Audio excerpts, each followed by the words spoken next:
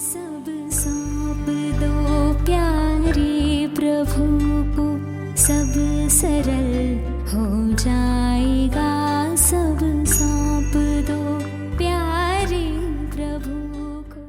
अगर surrender is the ultimate truth, तो ऐसा क्यों है कि हम सरेंडर नहीं कर पा रहे कम्प्लीटली? जी, देखिए सरेंडर को समझना भी बहुत इट्स अ वेरी माइन्यूट, बहुत सटल चीज़ है। सरेंडर किसको करना और क्या सरेंडर करना है ना। तो एक तो है कि जब हम ईगो से ऑपरेट कर रहे हैं तो वहाँ पर, जहाँ पर ईगो है वहाँ मैंपन है, और जहाँ मैंपन है वहाँ पर सरेंडर हो नहीं सकता, है ना। तो आज हम क्योंकि बहुत ज़्यादा इस मैंपन में, अब मैं भी क्या, एक तो क्योंकि हमने मैं को भी एक एक ईगो आइडेंटिटी बना दिया। मैं जो ओरिजिनली हूँ, मैं जो यथार्थ रीति हूँ, उसको हमने समझा नहीं। तो हमने सोच लिया कि मैं मीनिंग ये नाम, जो नाम हमें शायद जन्म के बाद मिला, ये रिश्ते या ये परिवार, इसको भी हमने एक ईगो आइडेंटिटी बना लिया कि मैं यहाँ से हूँ। कल्चर, बैकग्राउंड, नेशनैलिटी, ये सब भी हमारे लिए कहीं ना कहीं वो ईगो आइडेंटिटीज़ बन गई। अब जितना जितना मैं इन ईगो आइडेंटिटीज़ के आधार पर ऑपरेट कर रहा हूँ, तो बहुत नेचुरल है कि मैं सरेंडर नहीं कर पाऊंगा, है ना, क्योंकि मैंने बहुत अटैच कर लिया। अगर मुझे अपने नाम से, अपने करियर से, अपने प्रोफेशन से मैं बहुत आइडेंटिफाइड हूँ और वो मेरी ओरिजिनल रियलिटी है नहीं, तो मैं उन्हीं चीज़ों में जो मेरी अपेक्षाएं हैं, जो मेरी आशाएं, उन्हीं को पूर्ण करने में लगे रहूँगा, तो फिर मैं सरेंडर कर नहीं सकता। तो सबसे पहला स्टेप सरेंडर का है कि हम मैं को जाने। मैं जो ओरिजिनली हूँ, मैं कौन, है ना, मैं वो शांत स्वरूप आत्मा, मैं सुख से संपन्न आत्मा, मैं शक्तियों से संपन्न आत्मा। जैसे हम ये ओरिजिनल आइडेंटिटी को, अपनी यथार्थ अवेयरनेस को क्रिएट करते हैं, तो ये जो सारी ईगो आइडेंटिटीज़ है ना, वो अपने आप ख़त्म हो जाती हैं। अब उस फॉर्म में हमारी कोई अटैचमेंट्स नहीं रहती हैं, हमारी कोई एक्सपेक्टेशंस नहीं रहती हैं, और उस समय पर हम उस परमात्मा को फिर सरेंडर कर सकते हैं, है ना। सरेंडर मीनिंग ये नहीं कि हम कुछ करेंगे नहीं, अच्छा भाई हम तो सरेंडर होके बैठ गए, ये नहीं। सरेंडर मीनिंग मन बुद्धि से परमात्मा को दे देना। परमात्मा को देना मीनिंग जैसे इस समय पर मुझे जो करना है मैं उसे 100% दूँ, लेकिन उसका जो रिजल्ट है उसे भी परमात्मा को सरेंडर कर लेना। That is also one form of surrender. Plus मैं जो हर एक्शन कर रहा हूँ वो भी उस परमात्मा के निमित्त बन के। अब जैसे आप देखेंगे कोई इंस्ट्रूमेंट है, एक फ्लूट है, फ्लूट का काम है बहुत अच्छी सुंदर धुन क्रिएट करना, राइट। अब सरेंडर मीनिंग वो परमात्मा मुझसे वो सुंदर धुन को क्रिएट कर रहे हैं मेरे अपने जीवन के फॉर्म में। तो ये है सरेंडर, जहाँ पे हम उस परमात्मा की एनर्जी को स्वयं के थ्रू ऑपरेट करने दें।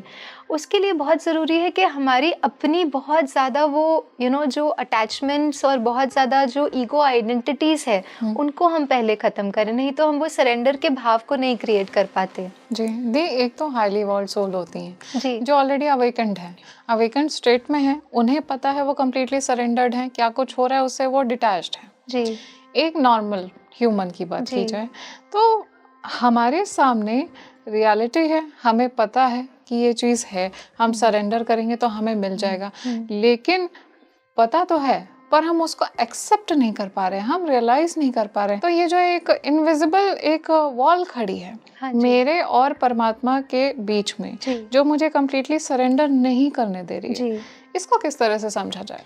देखिए सबसे पहले तो ये जो वॉल है वो भी हमने क्रिएट की है, और उसे तोड़ना भी हमारा ही काम है। जैसे जो आत्मा है वो है ही उस परमात्मा की संतान, तो वो कनेक्शन सदा ही रहता है, लेकिन क्योंकि हम इन ईगो आइडेंटिटी से अटैच्ड है तो वो कनेक्शन को हम महसूस नहीं कर पाते हैं।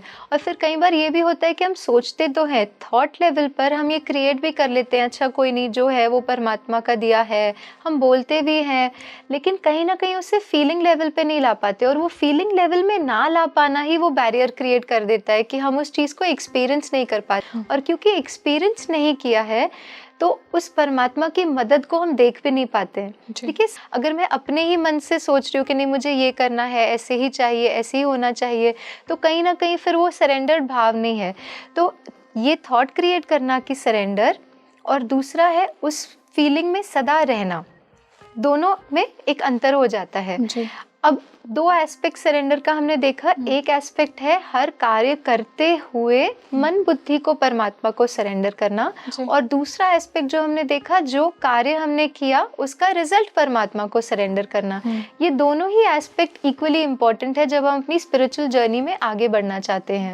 देखिए बहुत छोटी छोटी चीजें होती है एक्चुअली सरेंडर की भी। जब हम बात करें ना, कुछ बड़ा ना भी करके, जैसे जब मैं जॉब करती थी फुल टाइम, मंथ के एंड में सैलरी क्रेडिट होती थी, है ना।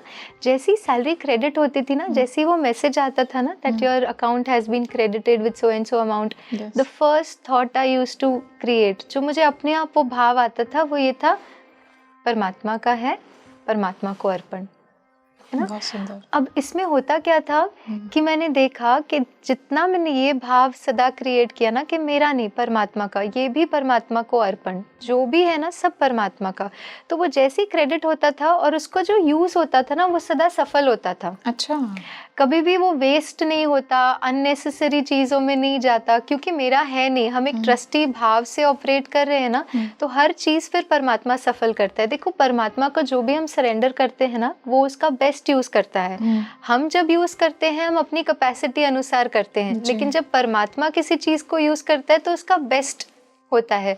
उसी तरह से हम अपने जीवन को भी देखें, जैसे हमने अपने जीवन को अगर परमात्मा को सरेंडर किया तो मुझ आत्मा की जर्नी के अनुसार, मुझ आत्मा की कैपेसिटी के अनुसार, मुझ आत्मा की क्षमता के अनुसार वो बेस्ट ही करेगा हमारे जीवन को सफल, है ना।